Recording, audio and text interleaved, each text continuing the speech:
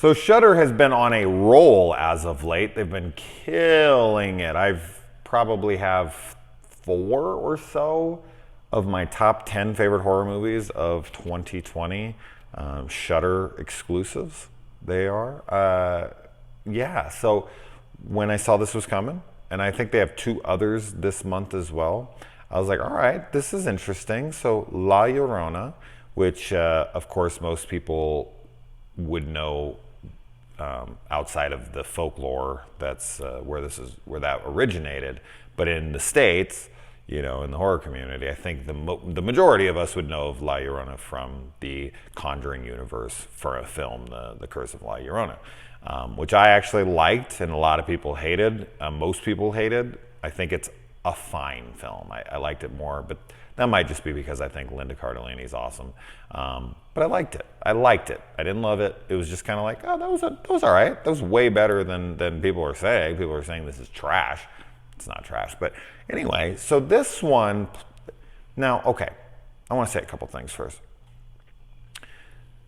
This being labeled as horror for me is a stretch. It's a stretch. Like, do I understand where they're getting the horror elements? Yeah, sure. There's some to be had here. I'm not really honestly sure, besides drama, because that's mostly what it is. I'm not really sure what the other genre of horror I would put attached to this. It would have to be horror, I suppose. Thriller doesn't exactly feel correct. Horror elements for sure, but this is like a political drama. And when I say political, it's not like politicians standing in a room talking to each other about politics. Not like that at all. This is actually a pretty relevant topic. This is about a genocide. So this film is subtitled, and it's set in Guatemala, and there is this dictator, essentially, and he's on trial for a genocide. And he is found guilty, but then later it's kind of overturned or something. And so people are pissed off. They're rioting in the streets. They're fucking mobbing his house. He's there at his house. He's very old at this point. Very, very old, almost senile. Which just seems to be when they always get at these guys. And of course they have that like starter kit where they're like, they have the walker and the breathing apparatus and everything, like, oh, have pity on me, kind sir. I didn't mean to kill millions of people. Like, I love how those guys always all of a sudden can't walk. They can't fucking breathe on their own. And then as soon as they, are like not guilty, they're like getting up and dancing a fucking jig. It's like, I don't know. I sense some bullshit. But anyway, so this guy, he's on trial, and then they take on, because most of his staff, he has like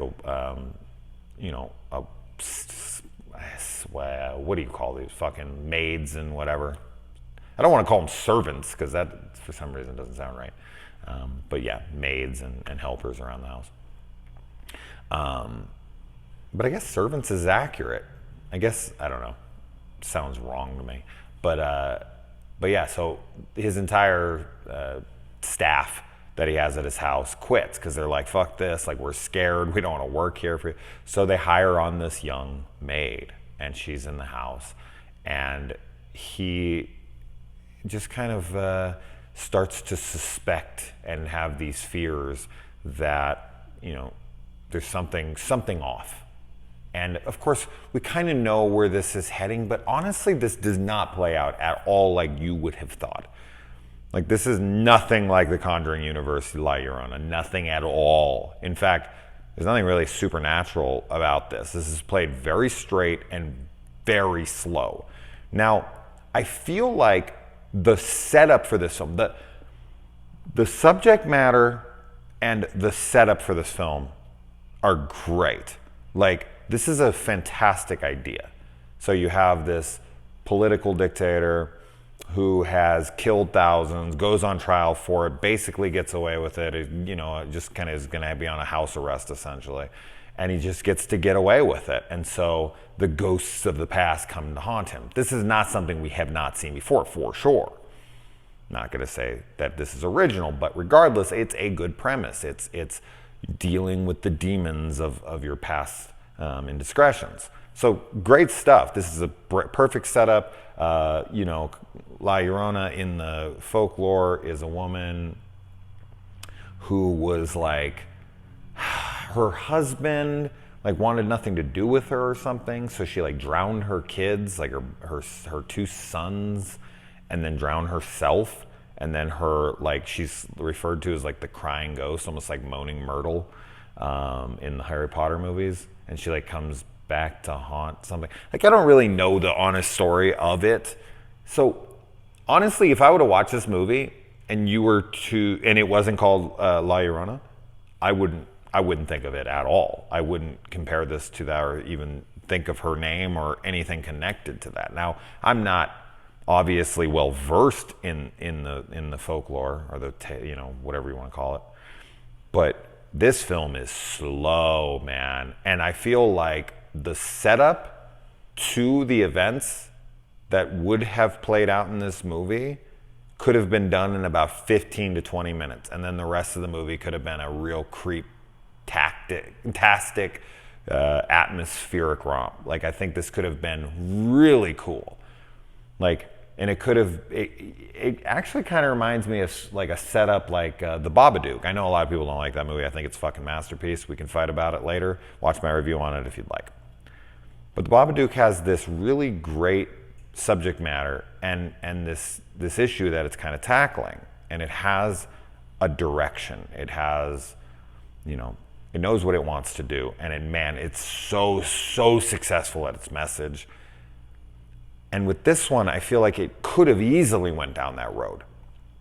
It could have easily been, you know, a political commentary. It could have pointed fingers in the right directions and show you how your life choices not only affect your future, but your future generations, your kids and your wives and all that stuff, and how it affects everyone around you, especially in the higher positions of power that you're in, and the responsibilities that come with that, and the, you know, the consequences of those things. And while that does kind of happen here, it happens on such a small scale. It's a very intimate, very slow, very reserved film. And I don't know, maybe my expectations were wrong. Maybe if I kind of knew I was getting into a very slow drama where very little was going to happen except for an exploration of atrocious crimes being committed. But honestly, the guy that the movie is supposed to be, Enrique, I think, he's not really in the movie that much. He's not like a central character. His granddaughter is more of the main character, but even her, it's just her kind of talking about her dad and where maybe her allegiances lie, whether it's with the people or whether it's with him, and she's kind of arguing with her mom. Well, I guess it's his daughter. And then she has, daughter. But I don't know. It's just, it doesn't feel like it exactly knows what it's going for in the sense of what characters it needs to follow. Like, I didn't have a good sense of who I was supposed to be focusing on as my central, you know, focus point. Like, okay, what is the story exactly about? What is La Llorona doing? You know, like, who is La? I mean, like, towards the end of the part of it, I'm like, you know who it's supposed to be or what it's supposed to be, but it doesn't really come to fruition until very, very, very late into the movie, and it's kind of like, oh, that's it, and then it just abruptly ends as well. Like, something happens, and then it cuts to this, and then it ends, and you're like, that's the credit. Whoa, okay, we're done. Interesting. What just happened?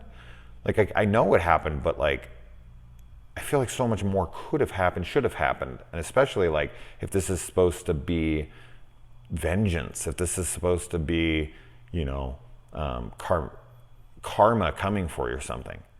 I don't feel that at all. You know, it's more like the sins of the father or something. I don't know. It was too slow. It didn't feel like it knew exactly where to focus, and it was pretty uneventful towards the end. I can see this having an audience, 100%. I can see people being like, "Oh, this is genius. It's so patient and it's so reserved," as I had said, and I love that about it. Okay, I can see that. But I guess maybe my expectations were out, but for me, I just felt like not enough is happening here. It's too slow, and it's anticlimactic. And I didn't feel like anything at the end, like, oh shit, man, he's bummed that he did these things, or, there's just none of that for me. But I don't know, maybe check it out, let me know. Adios.